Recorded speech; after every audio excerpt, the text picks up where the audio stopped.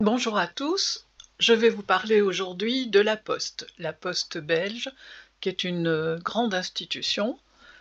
Et en réalité, je vais vous dire d'emblée que je n'ai pas trouvé beaucoup de documentation, que je suis revenue de ma recherche un petit peu déçue, parce que j'espérais trouver des documents comme liste de personnel, etc., et que je n'ai rien trouvé numérisé. En réalité, il faut aller dans salle de lecture, et encore, je ne suis pas sûre de trouver ce que je voulais. De toute façon, c'était pour documenter des biographies de personnes qui sont dans ma généalogie et qui ont travaillé à la Poste, ce qui aurait permis de rendre la biographie un peu plus vivante. Je suis quand même revenue avec 3 documents que je vais vous partager parce que vous pouvez les télécharger en ligne et ils sont gratuits. Alors, le tout premier document se trouve aux archives de l'État en Belgique. On va encore parler d'eux parce qu'ils ont toujours beaucoup de réserves d'archives. Et en fait, vous arrivez directement sur la page que je vous annonce ici. L'inventaire des archives de la Poste vient de paraître. C'est un article qui date de 2018. Et les archives sont datées entre 1830 et 2009. La Poste, en fait, a une newsletter et elle vous envoie le courrier. C'est comme ça que j'arrive à suivre toutes leurs publications et les mouvements qui se passent à l'intérieur des archives. Ils publient aussi sur Facebook. En général, les articles sont bien faits, donc je les republie et c'est en général suivi, c'est bien. Alors, pour en revenir à cet article, donc nous sommes sur la page. Ils expliquent qu'en fait, vous pouvez trouver les notes de service, les rapports annuels, les plans de bureau de poste, etc., qui ont été inventoriés, les affiches publicitaires, les calendriers, qui permettent justement de refaire vivre la mémoire de cette poste ancienne. Parce qu'il faut dire qu'avec l'avènement d'Internet, la poste a bien changé. On n'est plus avec je veux dire oh, je vais pas arriver à le dire. La voiture avec des chevaux ou le facteur à vélo dans les campagnes et dans les villes. Alors, pour pouvoir avoir l'article dont je vous parle, c'est pas vraiment un article, c'est carrément un inventaire. Donc l'inventaire ici, vous glissez au-delà des 2 affichettes qui se trouvent présentes sur le site, 1935 avec un facteur et puis le logo de la Poste belge. Vous voyez le lion et le royaume de Belgique. Donc l'inventaire, il est vendu au prix de 30 € à la boutique des archives générales du royaume. Vous pouvez aussi l'acheter chez Bol. Je vous ai mis les liens sur le blog, mais vous les aurez aussi dans la description de YouTube, de la vidéo. En fait, Madeleine Jacquemin, cette personne a écrit un inventaire des archives de la Poste que vous pouvez consulter en ligne. Vous pouvez aussi le télécharger en format PDF. Vous pouvez aussi consulter l'inventoriage des archives de la Poste avec des centaines de photographies ouvertes à la recherche. C'est un inventaire, hein. Donc c'est pas quelque chose que vous allez pouvoir avoir immédiatement en numérisation. Donc là, je vais aller consulter l'inventaire au format PDF. En cliquant dessus, j'obtiens cette page, demande de téléchargement des documents PDF. C'est gratuit. Et si je clique, en fait, voilà, il faut que je remplisse mon email ici, ce que je ne vais pas faire, et il me l'envoie par email. Donc voilà, vous pouvez à ce moment-là le récupérer chez vous, noter les passages qui vous intéressent et ainsi préparer votre futur voyage à la Poste et puis calmement, déjà être prêt à pouvoir demander en fait les archives à consulter aux archives de l'État. Alors ensuite, le deuxième document que j'ai réussi à trouver, en fait, c'est un document sur le tri postal de Bruxelles. Alors, ça s'appelle les défis de la modernité. Je vais réduire pour que vous voyez. Alors, ça, c'est trop grand. Tri postal de Bruxelles. C'est à Saint-Gilles. Alors, c'est juste à côté de la gare du Midi, qui est une grande gare pour les voyageurs, mais aussi c'est une gare de triage. Elle se rend, aussi bien au nord qu'au sud, à l'est, à l'ouest du pays. Et là, il parle des défis de la modernité. Ce que vous voyez là, c'est l'ancien bâtiment et en fait, ce quartier, a fait l'objet d'un énorme remaniement. Je dois dire aussi bien de la gare que, de la poste ici, donc c'est encore toujours en travaux. Je vous ai dit que les Belges aimaient les travaux. Vous allez revoir l'article, qui a été écrit à la lettre A, allez à la recherche d'un registre, les lieux, et vous verrez que ce quartier, en fait, il fait partie de la suite de, en fait, quand vous partez de la place de Brocaire, vous continuez tout droit et vous arrivez à la gare du Midi. Donc ça fait partie de ce quartier qui a été laissé à l'abandon, sur lequel après il y a eu, comment je veux dire, des relogements qui ont été faits.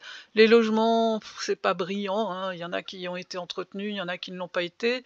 Donc il y a une paupérisation du quartier, il y a eu beaucoup d'occupants qui étaient des occupants de passage, on va dire, et des propriétaires pas toujours très corrects.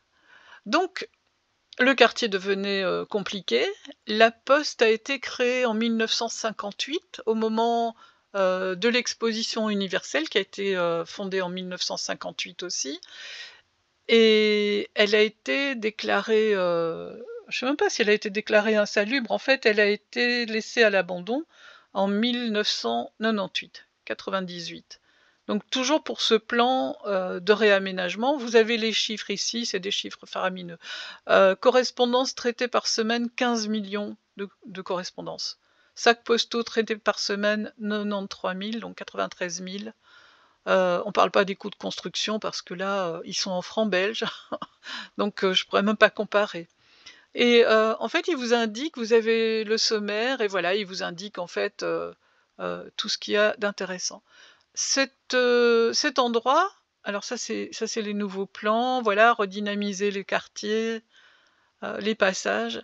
Alors cet endroit en fait, est un endroit qui est ouvert jour et nuit. Il faut que je le précise, c'est le seul qui se trouve, ouvert jour et nuit, c'est-à-dire, 7 jours sur 7 et 24 heures sur 24, et c'est l'endroit où si vous avez oublié de rendre un papier, un document important, un courrier important, n'importe quoi, où vous pouvez vous rendre la nuit, avant minuit, caché de la poste faisant foi. Ça m'est arrivé de me rendre, en urgence pour éviter, c'était un samedi, donc le fait de le trouver ouvert le samedi, de mettre le cachet de la poste, ça pouvait valider le fait de ne pas payer des taxes supplémentaires, parce que ça arrive à tout le monde d'oublier un papier dans le fond d'un tiroir. Faut pas ranger les papiers importants, faut les payer tout de suite. Donc voilà, tout le grand remaniement. Alors ils vous disent, hein, c'était un chantier colossal et je vois la Seine. La Seine, c'est pas la Seine comme à Paris, ça s'écrit différemment, c'est la Seine, c'est l'ancienne rivière, enfin elle est toujours présente. Elle est toujours présente dans Bruxelles, mais on ne la voit pas parce elle a été couverte. En fait, il y a même des maisons qui passent par-dessus et elle fait la jonction avec le canal, que l'on peut voir par contre. Et c'était une jonction nord-midi, donc ça a été vraiment, en 1958, ça a commencé à faire les travaux qui n'ont jamais cessé, en fait. Ça a toujours été un gruyère géant et je pense que c'est toujours comme ça. Quand je vais à Bruxelles, je reconnais pas toujours les endroits. C'est un peu particulier quand même d'être toujours en travaux comme ça. Donc voilà, nous en avons terminé pour cet article-là. Et il a 48 pages, il est intéressant à lire. Ensuite, j'ai tourné mes recherches en me disant: «Bah, je vais peut-être trouver quelque chose, ailleurs, je vais voir avec les chemins de fer». Ils ont aussi eu des trains postaux et j'ai trouvé un petit article de 8 pages qui est téléchargeable en PDF. Là, je vous donne aussi le lien parce que, je veux dire, c'est des PDF que je trouve un petit peu par hasard. J'ai je sais que c'est La Poste qui l'a écrit parce que je vois le cachet de La Poste, mais c'est tout ce que j'ai comme référence, à part le lien qui est là. C'est des fiches informatives historiques. Et là, on voit en fait, oui, en 8 pages, les anciennes voitures postales. Alors celle-ci, elle est pas mal. J'ai pas la date, peut-être en 1835 ou 1837.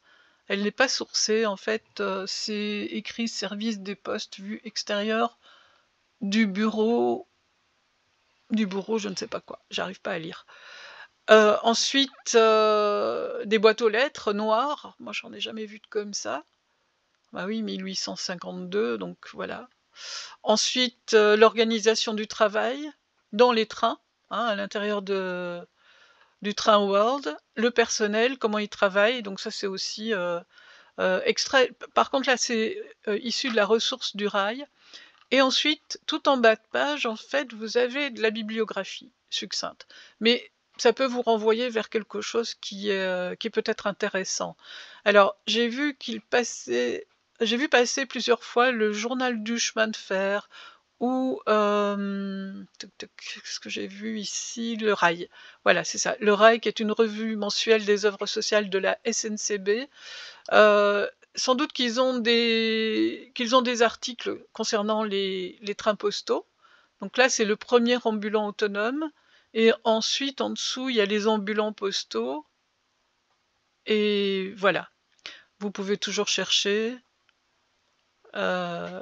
c'est des catalogues de bibliothèques. Ensuite, eh bien, j'en suis restée sur ma faim.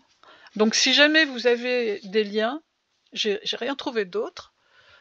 Cet article, en fait, parce que je pense aux timbres émis par la poste, aurait pu rajouter les timbres et la philatélie, mais je trouve que c'est un sujet trop vaste et puis j'ai envie de me le garder pour un autre article, donc je n'en parlerai pas, aujourd'hui et bah, j'ai terminé. Là, j'ai terminé de vous expliquer ce que j'avais pu trouver, ce que vous pourriez trouver. Demain, on se retrouve, alors on est à la lettre L, donc c'est M, et je vais traiter des militaires de l'armée et des gendarmes qui font partie, de l'armée en Belgique, qui faisaient partie de l'armée en Belgique. Donc je vous dis merci, merci pour votre, public et pour votre soutien, et puis je vous dis à demain et bye bye.